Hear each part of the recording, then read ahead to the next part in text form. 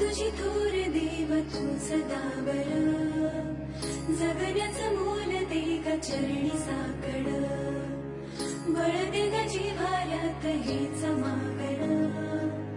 जगण्याचं मोल दे ग चरणी साकड ये साकड घाली तो गाभाऱ्यात माथा आभाळावरून राहू दे र किरपा नमन तुझे मी करीतो र देवा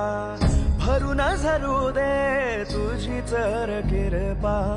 हिमतीचं बीज दे पुही तुझ्या लारची